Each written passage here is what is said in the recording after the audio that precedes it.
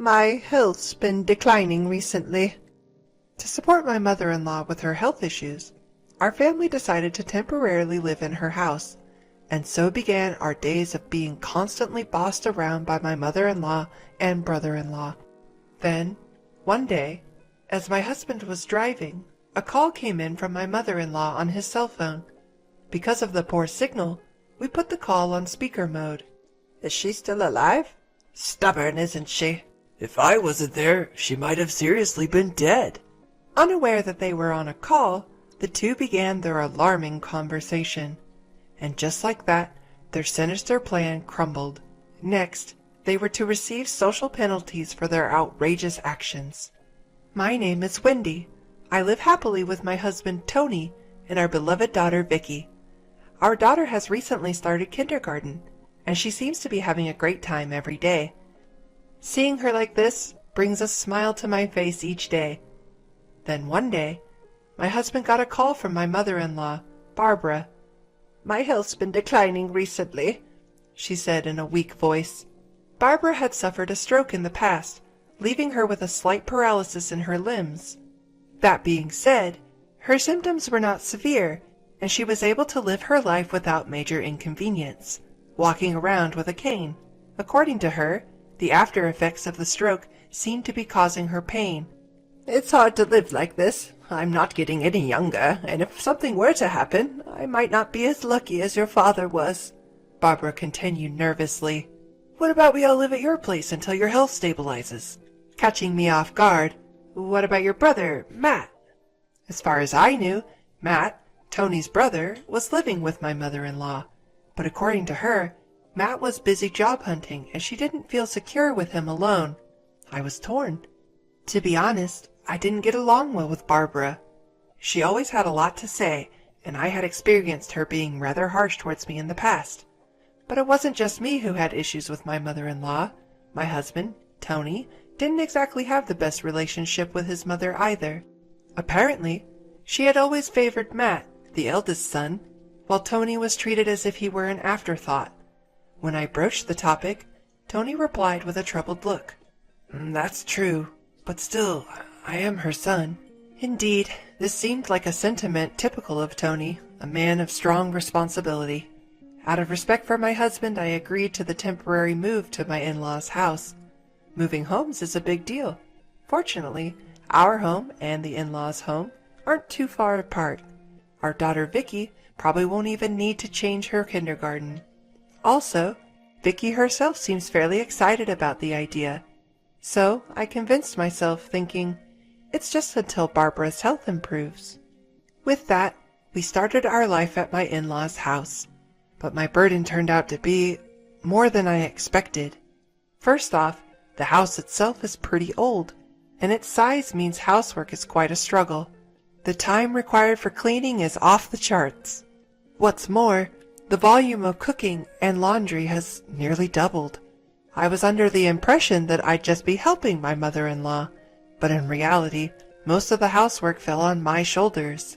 And while I was working hard, my mother-in-law was... Vicky, darling, it's such a lovely day. Why don't we go shopping together? I want to come. And off she'd go, enthusiastically spending time with her granddaughter. And then, you see, that painting of Matt's won a gold medal. Oh, really? That's interesting. Hey, are you really listening? This is the amazing part. She'd ramble on endlessly about trivial past achievements of her favorite son, all while munching on snacks. To be honest, it was seriously annoying. She seems to be in great shape. How is she in poor health? I eyed my mother-in-law with suspicion. Suddenly, she started coughing as if she was startled. Am I imagining the insincerity here? Well, let's end my rant about my mother-in-law here. Next is about my brother-in-law.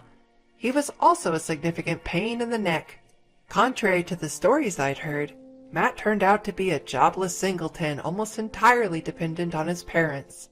And his thoughts and actions were so childish. It was hard to believe he was a man in his 40s.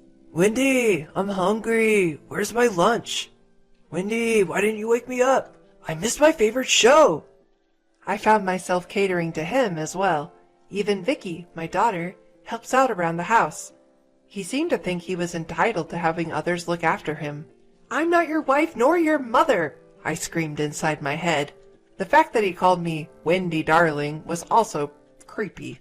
Moreover, there was something unnerving about the way he looked at me. So, I was leading a tough life, both physically and emotionally due to these two people. But, one night, several relatives had gathered for a drinking party at our home. I went upstairs to fetch a fan to improve the ventilation in the living room. The fan should be around here somewhere. Wendy!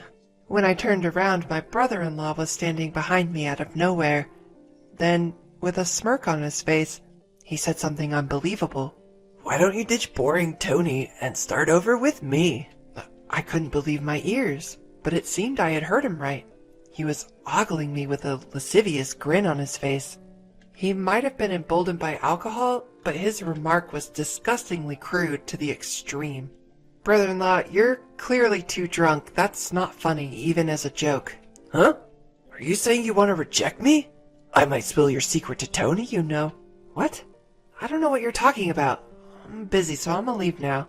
With that, I tried to ignore him and head downstairs, but he forcefully grabbed my arm out of the blue. Come on, I'm way better than Tony. Stop it! Just stop! Startled, I jerked my arm away from my brother-in-law.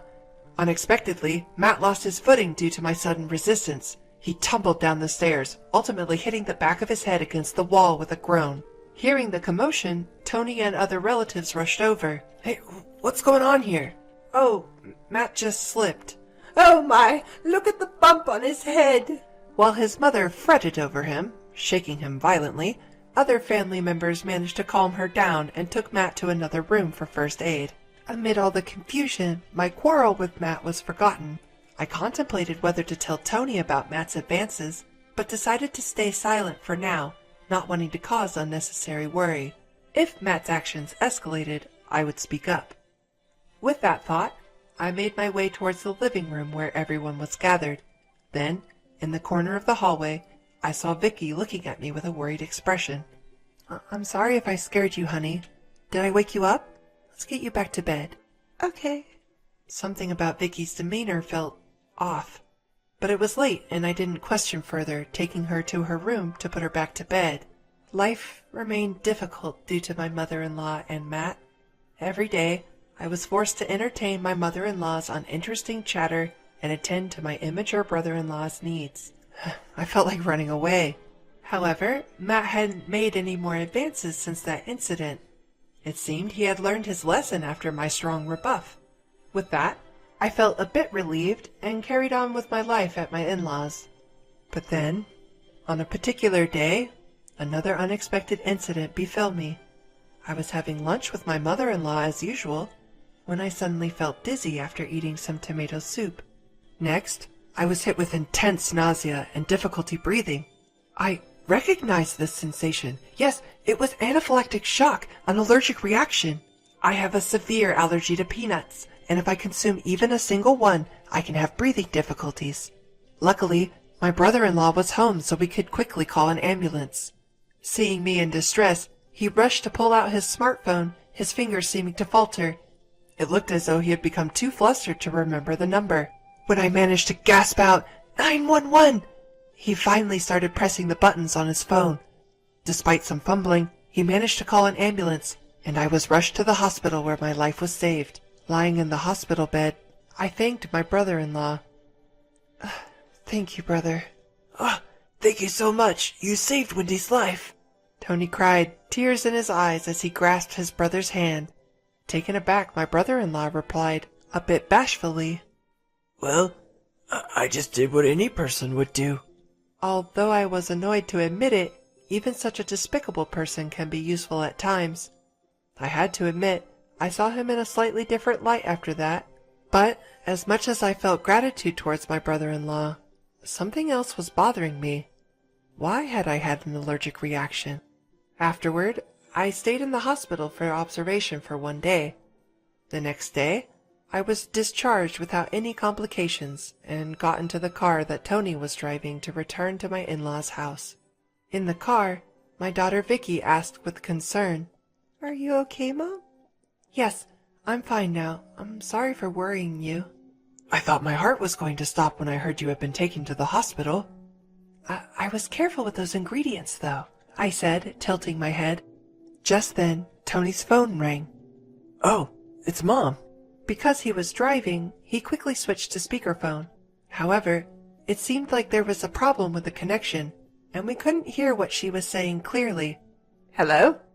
That's strange. After a few seconds, we finally entered a stable call mode, but it seemed my mother-in-law hadn't noticed. She spoke to my brother-in-law Matt with a troubled voice. Seems the call got cut off. Can't Tony even answer the phone properly?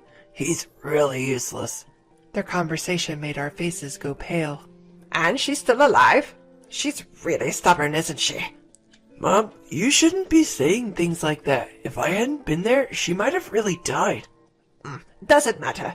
It's just karma for hurting my precious Matt. Oh! Well, I did think it served her right. So, what are we going to do about Wendy? Yeah, I'll try to win her over again. I think I can make it work this time. I mean, she probably fell for me again after this incident. After all, I'm her lifesaver, aren't I? Unaware that they were being heard, they continued their alarming conversation. Meanwhile, Tony and I were left speechless, exchanging glances. Later, we arrived at my in-laws' house later than scheduled. You sure took your time. Tony, you should have answered the phone. I wanted you to get something on your way back. They greeted us as if nothing had happened. On the other hand, Tony and I had stern looks on our faces. Well, we had to stop by the police station. Police station? Did you lose something? Vicky, your dad and I need to have a serious talk. Can you go to your room for a bit? Sure. As our daughter headed for her room, I thrust Tony's phone towards my in-laws. Then I replayed their conversation that had been recorded. As a matter of fact, I had quickly set Tony's phone to record mode at the time. Upon hearing this, my in-laws' face turned pale with shock. What? How did you... I continued glaring at the two who wore guilty expressions. What in the world is going on here? Well, that was just a joke. Sort of a small payback for you rejecting Matt. Stop it, Mom. Don't mention... My brother-in-law stammers, trying to stop his mother from digging herself deeper, but it was already too late. What? She rejected Matt? What's this about? As I explained to my husband, his normally gentle face transformed into something monstrous. Then he furiously started questioning his mother and brother. Before his onslaught, they confessed everything. It turned out that my mother-in-law was attempting to set me up with Matt. Worse still, he seemed to be on board with the plan. So, she had feigned illness to lure me to their house. The idea of trying to turn her daughter-in-law into her son's fiancé was so outlandish, I was chilled to my bones. The reason for this bizarre plan? They felt sorry for Matt, being single despite being the older brother. Their lack of empathy was so astounding, I could hardly believe they were human. Needless to say, their selfish scheme did not pan out, and Matt ended up tumbling down the stairs in a pitiful fashion. As I remembered the events, I shuddered. At the same time, something my brother-in-law had said stuck in my mind. What secret about me were you using as a threat? With a side glance at my husband, he grudgingly replied, It was about that $50K you were hiding. It appeared he was after my personal wealth as well, but he was way off the mark. He and my mother-in-law assumed that I was secretly earning money through stock trading or foreign exchange, but in reality, the money was from my hobby of writing, which I'd been doing for some time.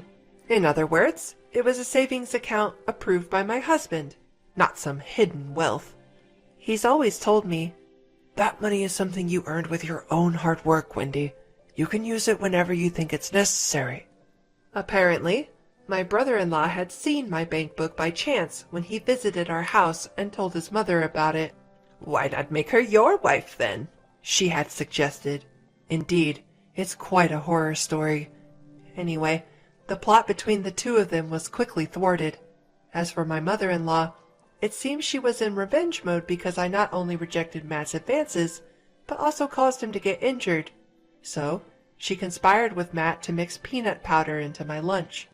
She probably thought that they could retrieve the 50,000 later, but seeing me suffering more than he expected, Matt became frightened and hurriedly called an ambulance. By the way, it seems my mother-in-law had been trying to get the passcode for the bank account from Vicky all this time.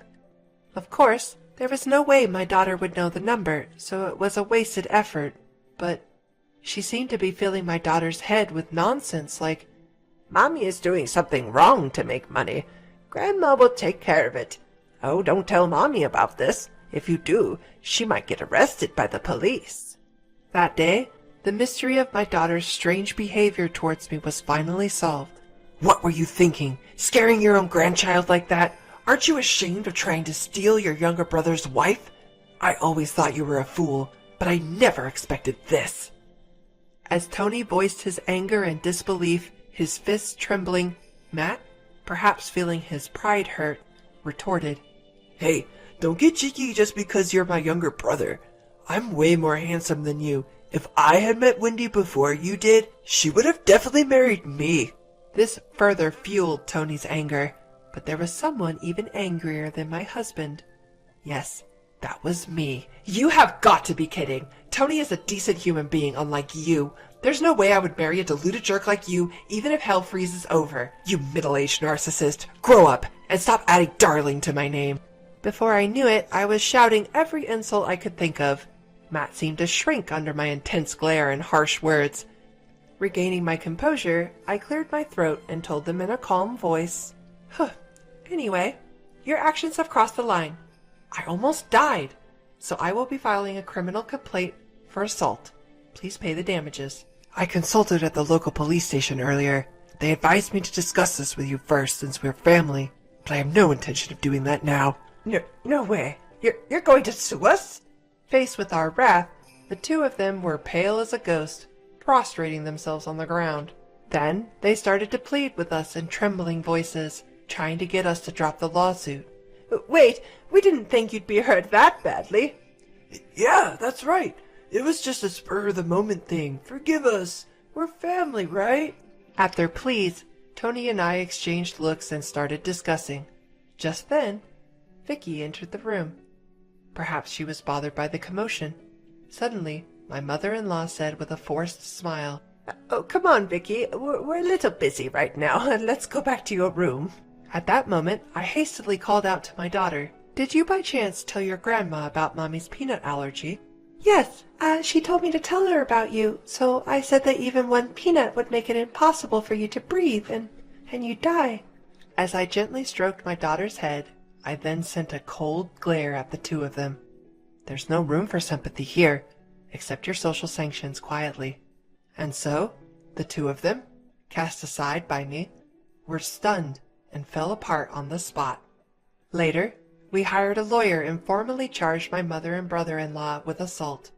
Because it was a family dispute, they didn't end up in prison, but they had to pay about 13 grand for my medical expenses, compensation, and the like. Naturally, neither of them had any savings to cover this, having led such a dissolute life. In the end, they reluctantly sold their family home for cash and made the payment.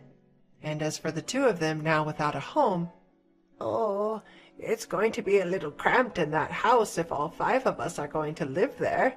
Tony, when are we gonna do the extension and remodeling? unbelievably, they seemed fully prepared to live in our house. These people are truly hopeless. Of course, such a ridiculous proposal wouldn't stand a chance.